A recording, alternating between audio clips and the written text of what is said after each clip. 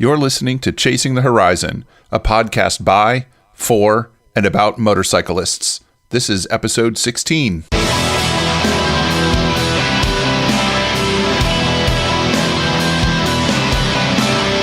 Welcome to Chasing the Horizon, a podcast by, for, and about motorcyclists brought to you by the BMW Motorcycle Owners of America. Subscribe in iTunes or stream from the website at horizon.bmwmoa.org. My name is Wes Fleming. Thanks for joining us.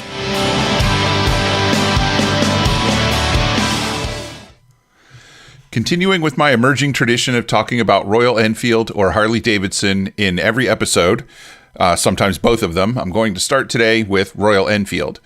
Royal Enfield posted a staggering jump in sales for February 2018, selling 73,777 motorcycles. In February 2017, they sold 58,439, so that's a 25% increase in sales from one year to the next. 1,723 of those motorcycles they sold in February 2018 were exported around the world from India. Royal Enfield says that the Bullet, Classic, and Thunderbird models sold the most, and there's been a lot of excitement in the press and on the ground for their new Thunderbird and Himalayan models. By the way, the new Thunderbird line is the first to come from their factory with alloy wheels and tubeless tires. I had the chance to visit the Royal Enfield booth at the Washington, D.C. stop on the International Motorcycle Show Tour circuit. It was a small booth, but they had 6 bikes on display, including a new Himalayan. Provided Enfield can resist the push of American riders for bigger engines year after year, I think they've got some real hits on their hands. I'll be sure to discuss that with my guest on the next episode, which will be Rod Copes, the CEO of Royal Enfield USA. If you have any questions you'd like me to ask Rod, send an email to the podcast at bmwmoa.org, and I'll try to work them in. Before we get into what's going on with Harley Davidson, let's check in with a couple other brands. Indian Motorcycle introduced a limited edition Chieftain Elite last week, with one of their marketing folks saying it, quote, delivers on its promise of being the best bagger that money can buy. So far, I've only seen photos, but I plan on checking out the Elite as soon as I can find one in a dealership near me. I doubt I could ever afford one, but Indian is doing some great stuff with cruisers and baggers, and even if I can't buy one, they're fantastic to look at, sit on, and fantasize about. This limited edition Chieftain Elite will sport custom paint applied by hand in Spearfish, South Dakota, a town that I've visited, and it's not far from the center of the action every year during the big Sturgis rally. The Black Hills silver paint job reportedly takes 25 hours to do on each motorcycle, which certainly plays a big part in the bike's $32,000 price tag. Electric motorcycle company Zero has a new bike out as well, this time a dual sport touring edition being added to their line.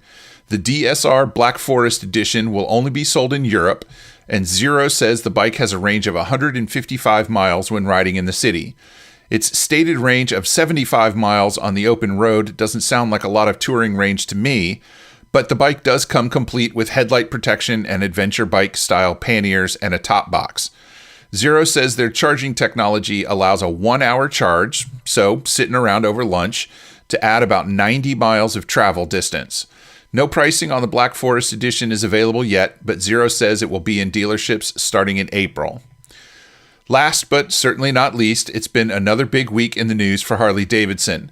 Their stock price hit a one-year low of just over $44 last week, so it looks like their dismal quarterly report for Q4 is continuing to have repercussions in their financial world. Harley's board recently approved the buyback of 15 million shares, something that happens when a company believes its stock is undervalued on the market.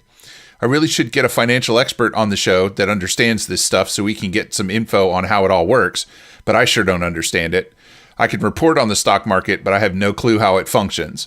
All I know is the key is to buy low and sell high, and that's how people get rich. Well, I'm not rich, so clearly I don't get it. At any rate, everybody by now has probably heard that Harley Davidson has set a timeline for their production of an electric motorcycle that should see an electric Harley on the street by the end of summer 2019. They took a huge step towards achieving that goal by investing in an electric motorcycle company called Alta Motors out of California. Alta is primarily known for their electric motocross bikes, and they've been expanding in the last year by hiring more employees and pushing their dealer base out to more states across the United States. Harley CEO Matt Levitich said, quote, "We each have strengths and capabilities that will be mutually beneficial as we work together to develop cutting-edge electric motorcycles. This investment from Harley-Davidson comes not long after Alta raised $27 million in a funding round that includes investors like Bob Fox, the guy who founded Fox Racing Shocks. Frankly, I'm hopeful that the tie-up with Alta will give Harley a head start on developing their eventual streetable electric bike. Designing it cold from the ground up and getting it under riders' butts in 18 months is a daunting task. Surely having Alta on board will cut the development cycle significantly and give Harley an incentive to stick to their stated timeline. I reached out to Harley asking them to provide a guest for the show that could talk about electric motorcycles. The reply I got that was that they're not quite ready to talk about it yet, and that was even before this Alta thing. I'll certainly keep trying because eventually they will want to get the word out about the electric bike, and I want to talk to them about it. That's it for the news. If there's any industry story out there you'd like me to cover, don't hesitate to tell me about it by emailing me at podcast@bmwmoa.org. And now on to this episode's guest discussion.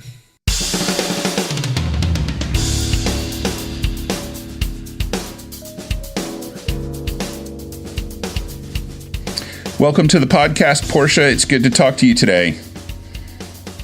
I am so honored to be here. Thank you for having me, Wes. Oh, absolutely. Now, I've never met you, so I can't really introduce you to my listeners. So I wondered if you would take just a minute to introduce yourself to everybody that's listening.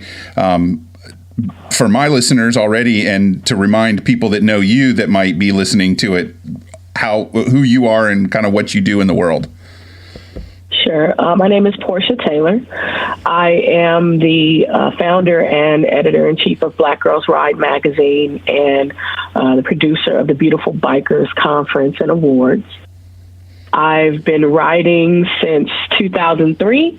I am a cross-country rider. I love taking long-distance trips, and I ride everything from sport bikes to cruisers to sport touring. I'm just really, really excited to be a part of the world of motorsports. Oh, that's awesome. So back in 2003, or let's say 2002, when you were starting to think about riding, what was the bike that got you excited about riding a motorcycle? Well, like, what was your first motorcycle that you rode? Well, let me just tell you, my story is probably like the most unorthodox, squid-like story. I had a cousin who was a motorcycle rider. He wasn't like, super into it. He just was a rider. And we went to go see Biker Boys, the movie. Yeah, wasn't Lawrence Fishburne in that, I think? Lawrence Fishburne, Lisa Bonet, and a bunch of other folks. Now, the thing about that movie was they had a motorcycle club in that movie called Total Package. Okay. And it was an all-female motorcycle club. They rode their own bikes, and it was just a really powerful image to me. Lisa Bonet played the president of the club, and she just was real free-spirited. And just the imaging of the way women were portrayed in that movie it spoke to me as being able to ride my own bike. So, and Total Package actually was a real club. I did some Googling and found that Total Package was a real club in Los Angeles. Oh, I didn't know that. So, yeah, so they were the inspiration for me to learn how to ride. So I got, at the time I was working as a marketing manager for Adidas, and I got a really great bonus check that year. And so I said, I'm going to buy me a motorcycle, Yeah. It's not every day you get, a nice healthy check that you can just go put all of it on something that you want. Absolutely. And so I did what every idiot does when they're first trying to ride a bike. That's go to Craigslist and see what I can find. Yeah. So I found the most beautiful, and you can actually see a picture of it on blackgirlsride.com, the most beautiful 1998 Ninja Z. I think it's a 97 Ninja ZX6R, and this bike was gorgeous. It looked perfect.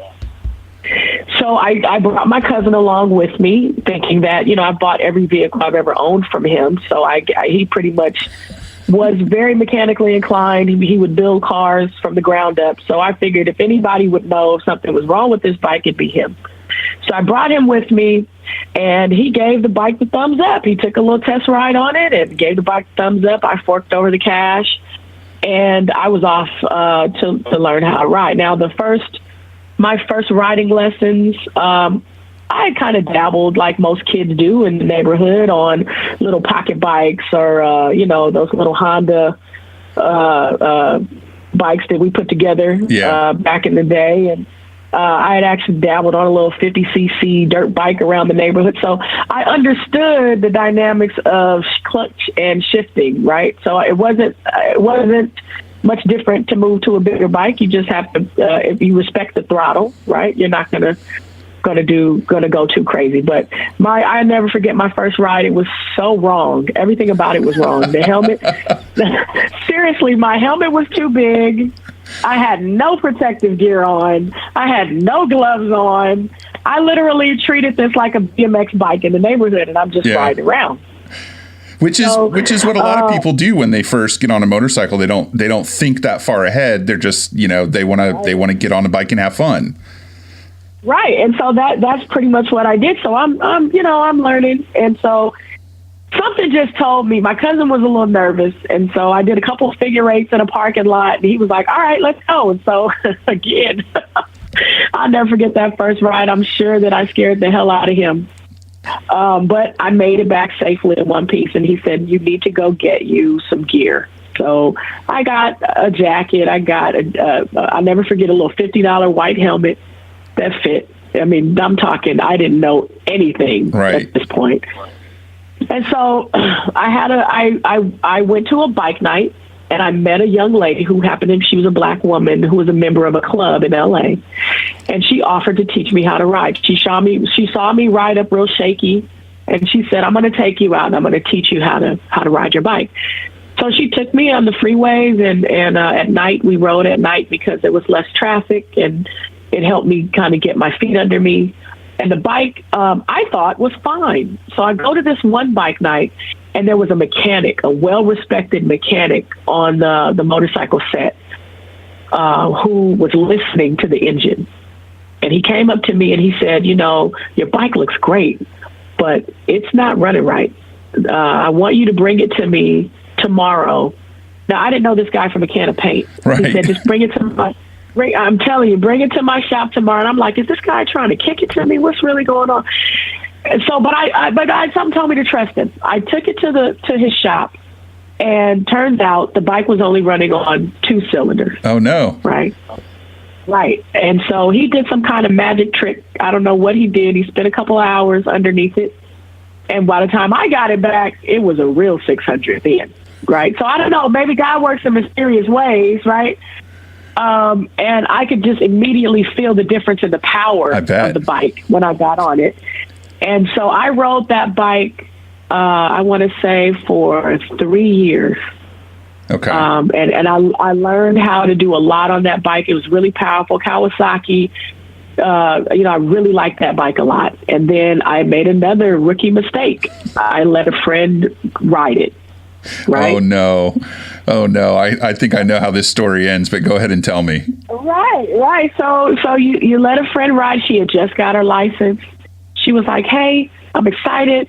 I want to learn how to ride it." She was thinking about buying it because at the time I was looking to move up to a 750. So I said, "Okay, take it around the neighborhood." I'm thinking the speed limit's 30 miles an hour around here. She can't do too much damage. Well, she took a turn too hot and ended up hitting a curb. Oh no! And wiped out. Now, it wasn't because it was a low speed accident, right? She didn't do too much damage, but the bike, in my eyes, was never the same to me. It felt like damaged goods. Yeah, I know how that feels. I wanted to get rid of it. Of course, upon the accident, now she doesn't have any money to buy it.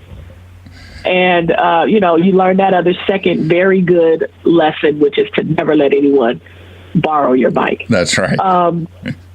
who can't afford to pay for it or doesn't have like a cash bond on hand. You know what I mean? Yeah. Or insurance or something, right? Literally, I didn't do anything I was supposed to do. But you live and you learn, and so that was the end of the 600, and I went and I got my next bike, which was a Suzuki 750, Gixxer 750. Okay. From there, so yeah, I started off on sport bikes.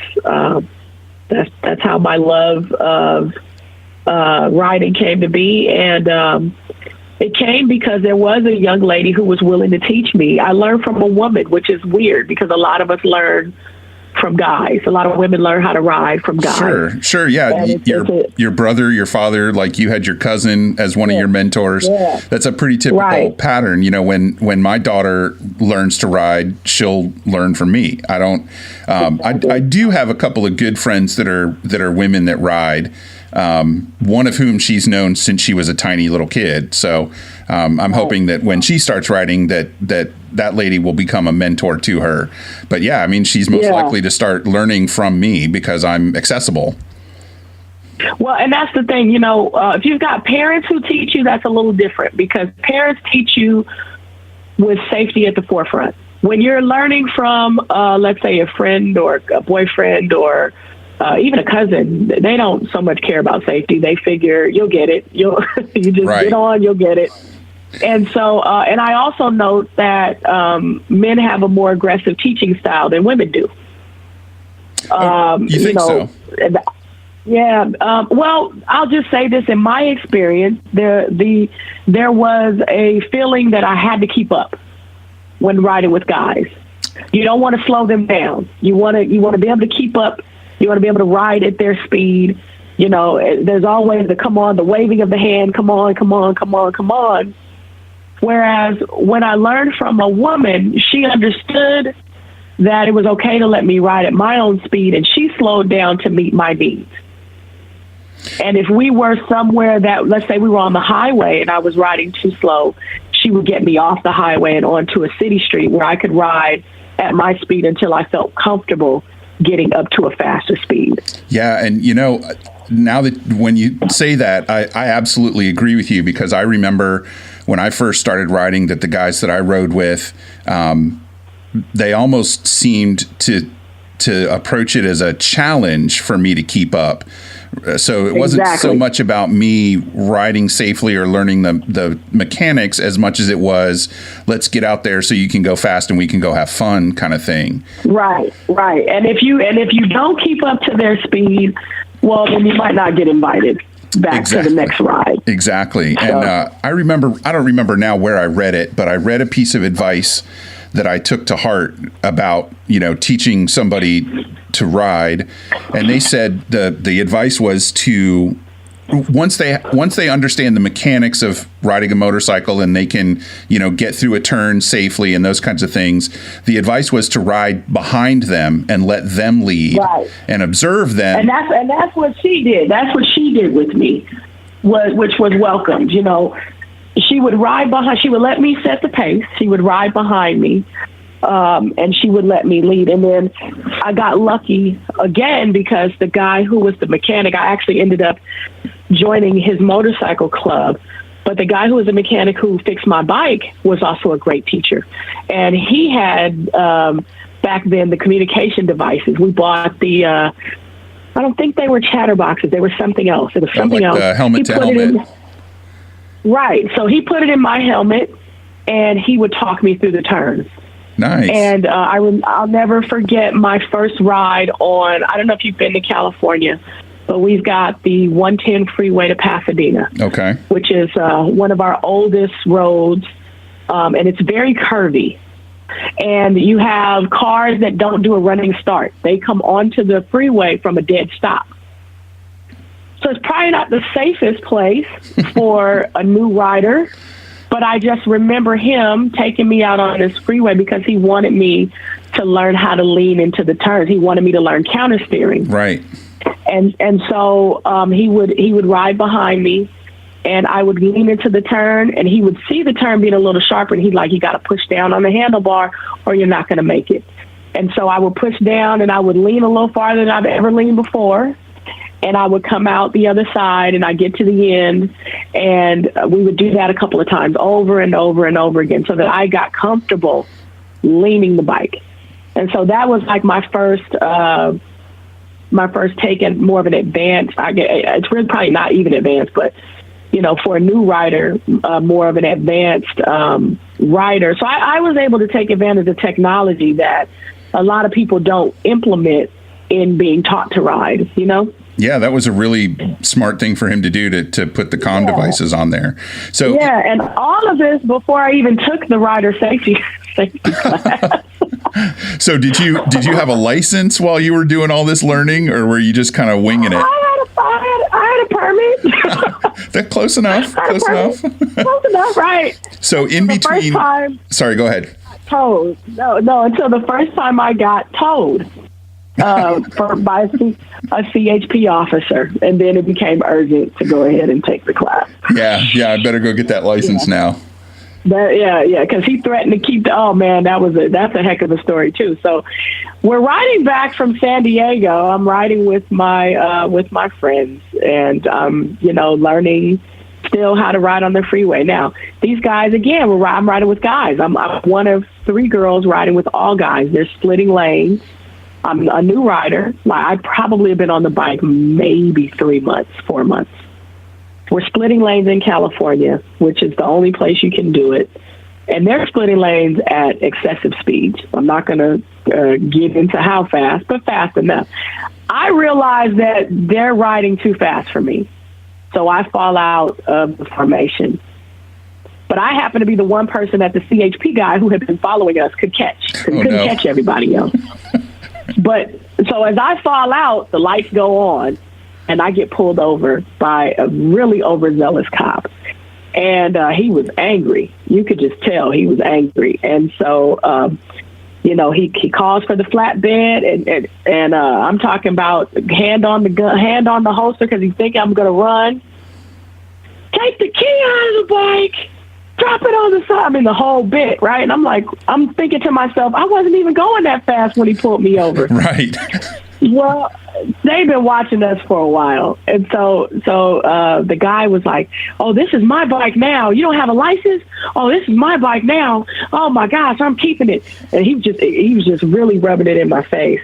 But I got lucky because I had a friend who was a highway patrol officer. So I called him and I begged, please, please, please help me get my bike. He's talking about keeping it for 30 days. I don't have 30 days money, because when they keep your bike, you got to pay for storage. Yeah. Right. So he comes down to the station and he kind of talks me out of them keeping it. And the guy made him promise that I had to go get a license. I could not ride the bike again until I got a license. So I went and I took the class and I got my license, and that was the end of that. But yeah, license riding is definitely recommended. I absolutely agree, and especially I recommend that people take the basic class. That you can get absolutely. In a lot of places. I learned so much, and I wish that I had taken it from the beginning, because when I did take the class, I learned so much about emergency reacting, about emergency braking. Yeah. All of those things that we don't really think about until you're in it. What happens if something is in your path and and you need to swerve out of the way real quick? How do you control the bike? How do you not freeze up and go into it? And all of those things happen. All of those things happen to me at some point. But I definitely encourage all to take the class first. Yeah, and that's I want to talk to you about that in a little bit when we talk about Black Girls Ride, because I noticed some things looking through the back issues that are on the website. But before we get into that, I want to find out, what are you riding now? Like in the last 10 years, sport bikes are your first love, but what gets you out on the road nowadays? Well, because I'm doing longer distance travel, I ride, there's 2 bikes that I really love to death. One is the Indian Chieftain Limited. That's the bike that I'm currently riding. The other is the BMW R1200 RT. Oh, great. And they both offer different things. But they're both equally my favorite bike to ride. Yeah, that was kind of a leading question because I saw a picture of you with your Indian, and I love Indians. I want to get a Chieftain someday when I save up the money. That's the bike that just kind of for some reason draws me. And I'm not even a cruiser guy. I've never really ridden cruisers before, but when I first saw the first pictures of those Indians, I was like, I got to get one of those. But I'm glad to hear that you ride a BMW too, and that you kind of use them for different things. What year is your BMW? Well, I don't have one, but I rode the 2014 and the 2015 RT. Okay, so the water cooled ones that had all the advanced technology on them. Those are really fantastic bikes. Yeah, the RT, from soup to nuts, man. Everything about that bike is luxury. The water cooled. Okay, so I'll just tell you about my first experience on one. We rode from Los Angeles to Brooklyn, New York, and so it's middle of July. It was my first long distance ride. So, and I had come off of a Hayabusa, so I went from a Hayabusa to the RT, and immediately I noticed the lack of heat coming. When you ride a sport bike, they get really hot, and I was concerned because we had to travel through Arizona. Like we literally left on the 4th of July to go east, and so we decided we were going to leave at 7 p.m. to ride through the night through the desert. Smart, which was the best decision we ever made, and the RT was magnificent. I'm telling you, from the adjustable windscreen to they've got the wheel that kind of works like a computer mouse, so you can scroll through. Yeah, the Wonder Wheel.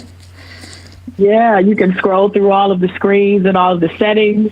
It had Sirius XM satellite radio.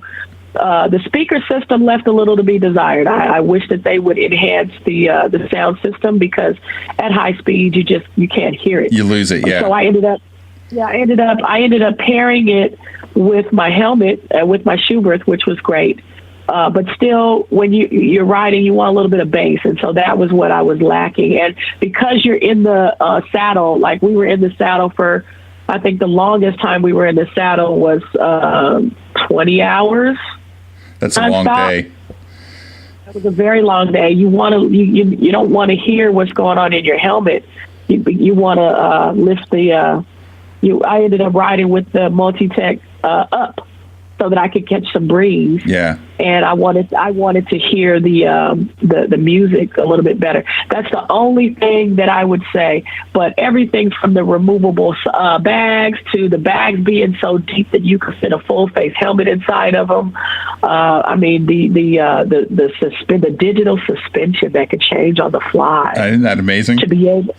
Oh my gosh, to be able to go from tight canyon roads to a smooth cruising ride at the touch of a button, that was awesome. The top speed for me on that bike, loaded down, was about 134. Yeah. And the throttle response is just amazing. I mean, it's agile. You can do miraculous things on that bike. And so that, to this day, is one that I probably will be adding back to my arsenal. I can understand that. Yeah, it's definitely comfortable. Now, the difference with the Indian, which is a little more comfortable because of the seating position, the RT sits up high, right? So I'm 5'6", so I'm always on my tiptoes on it. I didn't want the low seat because it felt like you were sitting in the bike rather than on the bike, and it felt like you were locked in the bike. So when you're riding that kind of distance, you're kind of all over the bike. You're sitting on the back seat sometimes. You're sitting, you're sitting up front. You're moving your legs. You're riding so long. You're trying to adjust your body position. And I need to be able to do that. But yeah, you end up on your tiptoes, and so. when I switched to the Indian, the adjustable windscreen, right, which I'm going to segue to the Indian with this, is imperative because we got into some storm situations, and you could adjust the windscreen to blow the water off of your visor, which was amazing. Yeah. If you've ever been in a rainstorm and can't see, you just adjust that windscreen down a little bit. The air will cause the water to blow off of your visor. Now you've got a better visibility. That was also something that I found out on the fly. Right, I just said, let me try this, and it became something that that I really treasured as we're coming across country. I never would have thought of that. I'm telling you, when you take long distance rides, you really learn what your bike can do. Yeah, I've only ever had bikes with fixed windshields. I never would have thought of adjusting the windscreen to push air across my face. Being able to do that on the fly is remarkable. And Indian takes that technology and they have it on the Chieftain. So that's great as well. Obviously, the cruise control, is definitely a must-have. Heated, you don't so much. Well, I ride in the summertime, so I didn't really use the heated grips, heated seats so much. It's a nice to have. When I rode up north, I did ride from I think 2 years ago. I rode from L.A. to Seattle or to Spokane, Washington, and it was cold. I did use the heated grips and the heated seats then, and you don't get. It's not the same as having heated gear, but it helps. It definitely helps on your hands. Yeah, it kind of takes the edge off. Yeah, it takes the chill off because it feels like when you're really cold and your hand tightens up, you can't do anything. Yeah, absolutely. So that was a nice to have.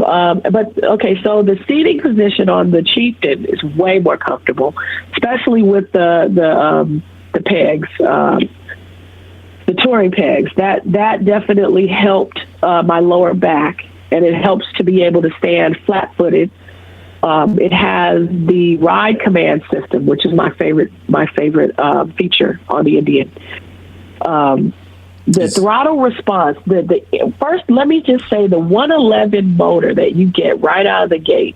I feel like you get the most bang for your money on any cruiser type bike, and I mean like American cruiser style bike. Sure. Because right out of the gate for $25, right, with the Chieftain Limited, you're getting a 111 motor, which if you go to any other brand, you're going to have to get a lower level motor and work your way up. Well, the 111 is important when you got to get around big rigs getting on the freeway. Yeah, I'm not saying that you're out here trying to race. But when you need to get out of the way, that's when the power of a bigger motor matters.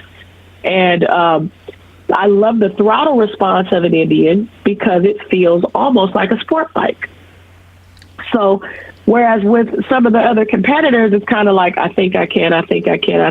Before you get up to speed, you can get right in and punch it on the Indian and get onto the highway, get into the traffic, and get into the ride. That I really liked a lot. The ride command system, with it being a big screen, a 7-inch screen, and it being a touch screen. So when you're on the road and you just want to swipe, even with your gloves, you can touch and you don't have to fumble a lot. In the past, I would use my phone to try and, you're trying to thumb through stuff and you may not be able to touch it and it'll work because the gloves and whatever. All that goes away with the ride command system. And I like that you're able to split screen it to whatever your screens are. So if I want to see my music on one screen, the map on another, I can. There have been times where, like, let's say I thought I was losing air pressure in my tire. Well, I could split screen and I could see all of my bike controls. I could see the air, the oil, the air for the bike, the voltage for the battery, all on one screen. So I can monitor that as I'm riding, and that'll let me know if I'm losing air pressure as I'm riding. Is this a problem, or is this just because the tires were cold? And so, again, you learn so much when you're riding long distance on how to use these amenities that the OEM folks thought of that we probably wouldn't think about riding day to day. Right. Yeah, I'm really looking forward to the day that I can pick up a Chieftain. They're I've ridden them a few times, and they're just amazing. You got to just test ride one, and you'll it's gonna, especially if you're looking to. I encourage folks that are looking to go from sport bike to cruiser to go try the Chieftain first, because you're gonna a lot of the same things that you're used to, particularly throttle response, particularly being able to rev up to 5,000 RPMs before the engine, before you redline. Yeah. That's stuff that we take for granted on a sport bike. And so if you don't understand how the mechanics of the engine differ, you can really do some damage if you're on another brand. But you can really feel it on the Indian. The engine is super powerful and super smooth, and it's well balanced too. So you can take the turns like you, I won't say exactly like you would on a sport bike, but you feel like you've got a lot more room to play with. Sure. It's just a lot more fun. It's a lot more fun to ride without sacrificing the spirit of an American bagger. Yeah, well, I can tell that you've got a background in marketing by the way that you describe things. You're very, very in depth. A little bit. Yeah. Well, it's one of the reasons why I wanted to do this podcast is to be able to talk to people outside of my immediate circle that ride bikes that I've never ridden, that ride in ways that I've never ridden, that do things that I don't do. So to hear your clear passion for all kinds of motorcycles is really exciting for me. Oh yeah, I do. I definitely have a passion. I actually got a chance to go to Superbike school, California Superbike school. Really? And, yeah, that was amazing too. I got to ride the S1000RR in Superbike school, and Superbike school wasn't what I thought it was going to be, right? And I was happy about that. I was happy that it was more technical in learning how to turn than it was in learning how to go fast. Right. I think that's a misconception. If folks understand that it's not about the speed of the bike on the track, more so about how to get in these turns more precise, that's gonna make you faster at the end of the day. And so that was awesome. So yeah, I want to try every type of riding I can. My next will probably be adventure riding. I want to go play in the dirt a little bit and see what that's like. And yeah, I'm definitely interested in all forms of riding. Well, that's really fantastic. And I know that you were able to take your passion for motorcycles and turn it into a brand new publication, Black Girls Ride Magazine. Yeah. So how did you make that transition from riding to writing about motorcycles? Well, I'll tell you, man, I read a book called The Alchemist on New Year's Day in 2011, and it had a lot to do with wasting time but not really pursuing your passion, right? So that made me sit and think, right? I have a passion for writing. I love to write. I actually got a degree in history at UCLA, and I wanted to figure out how to marry the two. So at the time, I had left Adidas and was trying to figure out what direction I wanted to go in. And I said, okay, let me see if there's a magazine I could go work for. And I love Essence magazine. I love magazines of that nature. So I did a search for black women motorcycle riders, and I couldn't find anything. Yeah, you came up with a big zero, didn't you? Yeah, I came up with nothing. And so then I was trying to search for riders individually, I found Bessie Stringfield, who is literally the precursor to stunting and racing for probably all women. But I couldn't find anyone else. And I knew just in my own community from the women that I rode with that this can't be right.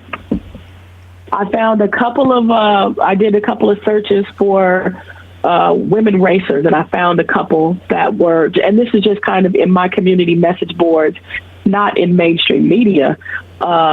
And I thought, well, it would be great to feature these women and give them some notoriety. And that's how Black Girls Ride came to be. It was giving a platform to African American women in motorsports. I felt that it was a great niche community. I knew that it was underserved when it came to people speaking to that market. When, just as someone who's a motorcycle owner, when I went into the shops, just my own experience was, if you're not there with a man, we're just not really, you can't possibly be here to buy anything, Right. You get overlooked, and so I wanted to be a source of information for this community. I also wanted to show that we do ride, and that you should kind of give us some consideration. You should maybe in your marketing, think about us a little bit. Yeah. And that's really how Black Girls Ride came to pass. Well, and looking through always have the current issue, and then you have several back issues on your website. Right. So before we talked, I looked through the issues because I wanted to get a feel for the magazine. And I like magazines and motorcycle magazines. I don't care what it's about. I'll read it, Right. And one of the things that really struck me was kind of the structure that you've used in the last several issues, where you do an individual profile, and then you do like a club profile, and then you have an article about safety or gear or skills building or something like that. So how did you kind of come up with that format? I mean, listening to you talk, I can tell that using gear and being safe on the road is important to you, but how did you decide to incorporate that into your publication? Well, I definitely know that women don't get, let me rephrase. This community wasn't getting the information to make purchasing decisions, right? Right. And as someone who had been down a couple times, right, I got lucky in that I knew guys that told me what helmets to buy, or they told me what jackets to buy, but I was still lacking in terms of boots and gloves and just, so many things, so many reasons why we need to take certain things into consideration. So I knew that when we started the magazine, we were going to focus on individual feature. And that was someone who had made or was trying to make a name for themselves professionally in motorsport. And then as there aren't as many of those people, it would be women who are inspirational to women and may want to inspire other women to ride. And so that kind of broadened the broadened the individual story aspect. I knew that I wanted to feature female motorcycle clubs because they tend to be kind of the backbone of when you go to these black bike sets. The women on the set are often the ones who do the community service. They often schedule charity rides and events. And I felt that they deserved recognition for their sisterhood. In addition to riding motorcycles, it's important to speak to the community aspect. And so I wanted to feature women who were positive role models, who, if you were a new rider and you were looking for a group of women to ride with, we can make some suggestions in this way, without saying, because I was getting a ton of calls. Hey, I'm in it started after the magazine, obviously, but hey, I just moved to North Carolina. Do you know of any motorcycle clubs here? And I make it a point not to endorse any club in particular. I feel like it's kind of like a sorority or fraternity where you have to find the one for you. Right. But by featuring the ones in the magazine, these were ones that I had deemed have done great things. And so, you are welcome to check them out on your own, kind of. And so that's where the club feature came in. And then with skills and safety and gear, I just feel like it's important to talk about why certain things are important. Why do we need to choose a full face helmet versus a half shell versus a peanut? Why why are these things necessary? Because a lot of times you don't get that explanation. You know, how do you plan a road trip? What do you need to do? What are some of the things you need to consider? How do you plan a long distance ride? What do you need to take with you? How much does it cost? These are all questions that women have, but maybe there isn't a safe space for them to ask. You know. So we wanted to give the content so that here's an opportunity for you to get this information. And then because of that, we started to do events across the country, partnering with different dealerships to have workshops, rider prep workshops. So as the rider season comes, women are ready to go. They've got the information. They know the types of gear that they need for their bike type. We need to talk about different riding styles. Let's talk about how sport bike riding differs from cruisers and why the gear for a sport bike rider is different from a cruiser. Because, if you're on a highway at 90 miles per hour, that crash is going to be a lot different than you being on a cruiser probably around 80. And it's just going to be different. Everything about it's going to be different, And so your gear needs to be different too. And we just wanted to be that source for women to get the information that we definitely weren't seeing, because even in other magazines, they'll talk about gear, but they won't talk about it for women, right? How sizing fits for women, and that's another issue altogether. We were able to. We're able to find some, like Olympia makes great riding gear. Olympia Moto, they make great riding gear for women of all sizes. And that's something that you won't know unless you get someone who's a plus size woman to test it. Sure, absolutely. Yeah, the days when the gear manufacturers could pink it and shrink it are rapidly disappearing. And I think that definitely. Because of advocates for good gear like you, that's really helping drive that narrative in the gear industry. The more women understand what they're looking for and know how to talk about it, the better the selections are going to get down the road. Sure, exactly. And so that's why we do the fashion show. We do the Ride the Runway fashion show as a part of the conference. Because we want you to see what it looks like. Well-fitting gear doesn't have to be ugly gear. Right. What's the conference that you mentioned? So you don't just do the magazine, you do events as well? Yes, we do events all throughout the year. We do everything from educational events to social events. And the conference is our biggest event every year. It's the Beautiful Bikers Conference and Awards. And as a part of that, we have a conference like this past year. We had, dynamic speakers come and talk about different aspects of motorsport.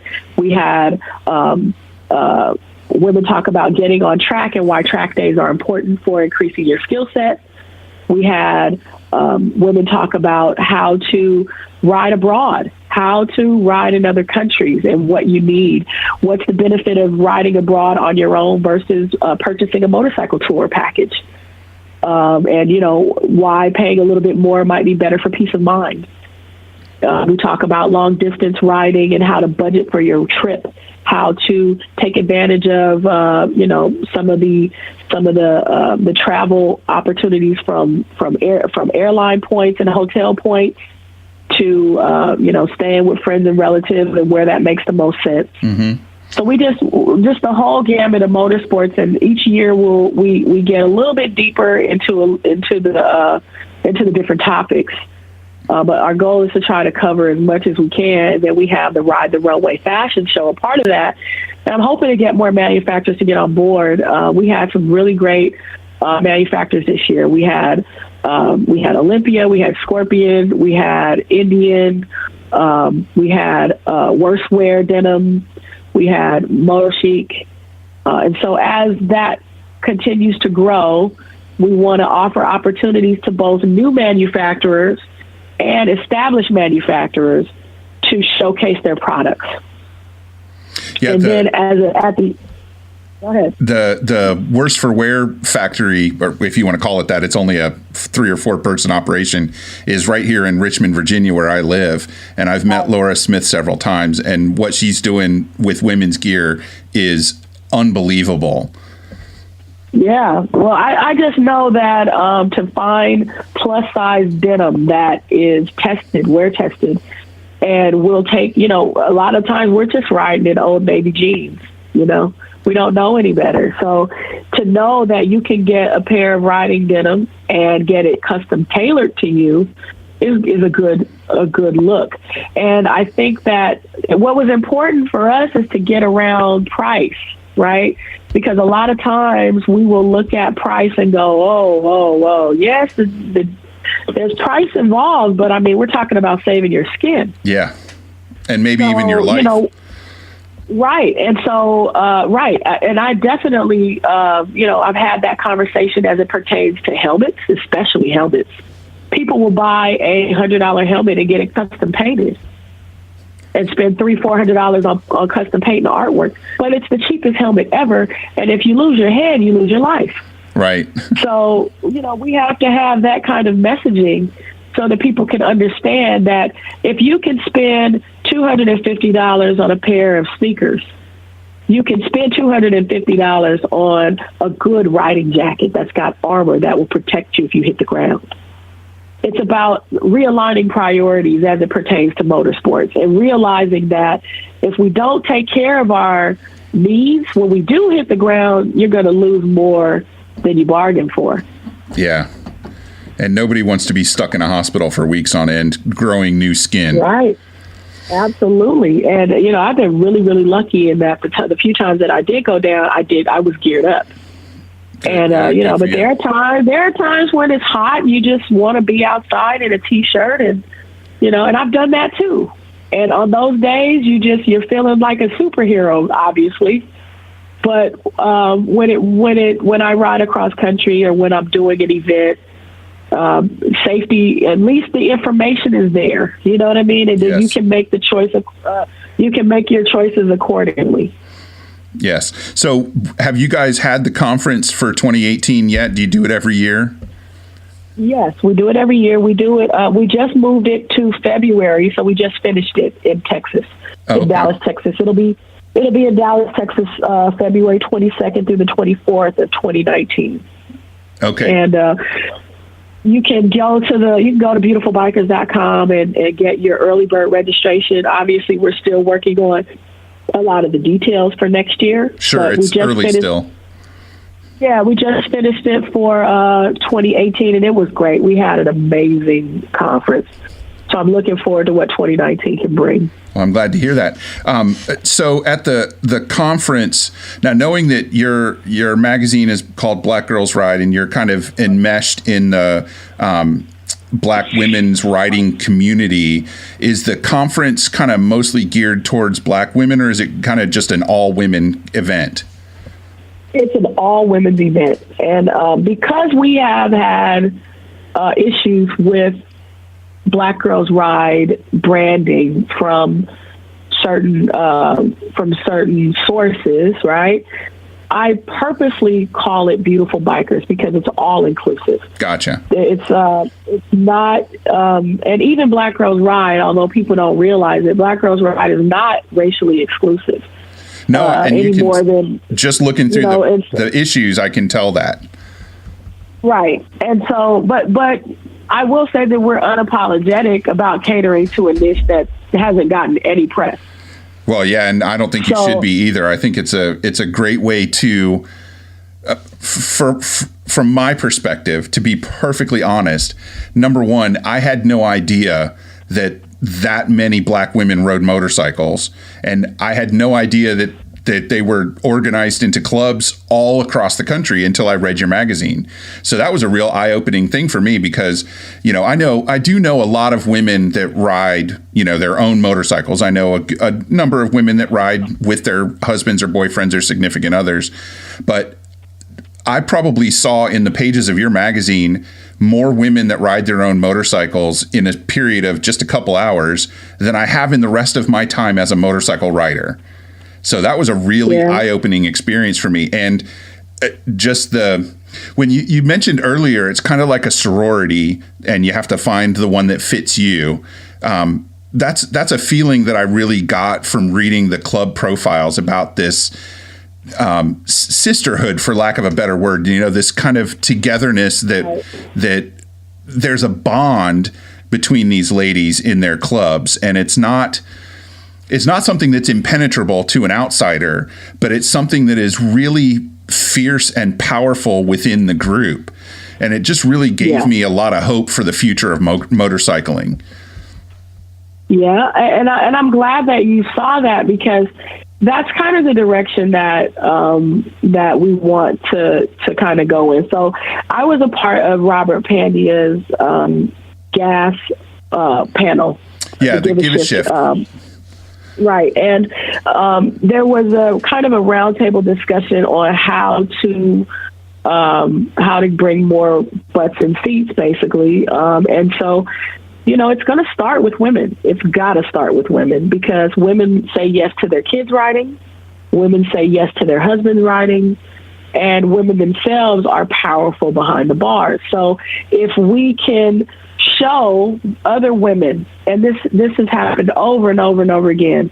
I get inboxes or I get emails. Oh my God, I've been reading your magazine for years, and I finally went and bought my bike, and I'm looking forward to your first ride, or you know what I mean? That is what it's about for me, right? I don't think many of us are going to become billionaires doing this. This is all for the love. Whether whether it's your podcast or Black Girls Ride magazine, but there's something that you get from knowing that you've inspired women to ride, and I think the club profiles are very powerful because they do that. It's like you can see your tribe in print. Absolutely. These are the women, and so whether it's this club or whether you're there's somewhere locally, or even if you're thinking about starting your own club, if you've got a group of girls that you want to ride with, it's all about just figuring out how to get on the bike. And some people do it because they like to ride in groups. Some people do it because they just want to go by themselves. That's the beauty of motorsports. It's anything you want it to be on the social side. Yeah. And everybody can ride their own ride anytime they want. Right. And you can be in a group and it'll still be your own thing. If today I don't feel like leading, I want to slide to the back of the pack, I can do that. If I feel like I just want to go up the coast by myself because I don't want to be bothered with anyone else, I can do that too. And, for so long, women especially, we tend to be caregivers for everyone else, for our kids, our spouses, our elderly. Riding motorcycles gives you that wind therapy that forces you to put yourself first. Yeah. And so that's what we want to that's really what we want to showcase, is the freedom of being able to ride.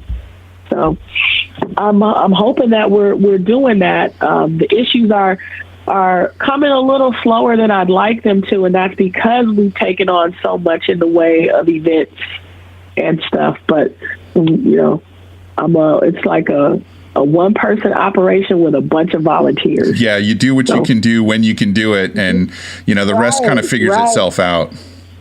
Exactly. Well, listen, Porsche, it has been an absolute joy to have you on the show. I'm so glad that you were available to talk to me.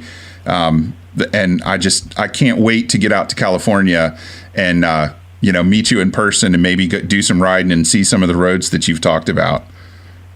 Well, I will probably be in Virginia before you'll be in California. So if I'm there, I'll look you up and maybe we can go for a ride. I've got a ride in Myrtle Beach. I'll be traveling that way. So I'll definitely look for you. Cool. Well, I can tell you this up front as an enticement. I know where the best pie in Richmond is. Oh, I'm there. Listen, I am there. Have a great spring and enjoy that Indian. And I look forward to hearing about your exploits, not just with motorcycles, but with the magazine in the future. Oh, thank you so much for the opportunity, Wes.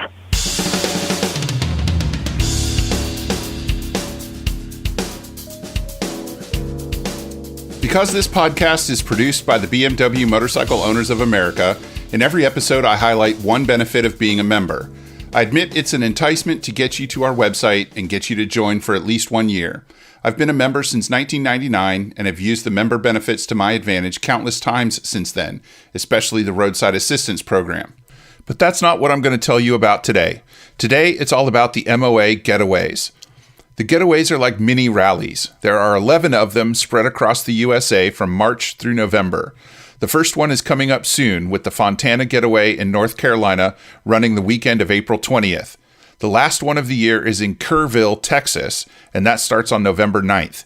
In between, there are getaways in Idaho, Utah, Wyoming, Arkansas, Colorado, Kentucky, Arizona, Vermont, and Wisconsin. Chances are good that one of the getaways is within striking distance of your house, and what's better is you don't have to be a member to attend. Point your web browser to bmwmoa.org and click on Events in the menu bar to get all the info you might need about the entire getaway series. I'll be attending the one in Jay Peak, Vermont in September, and maybe I'll see you there.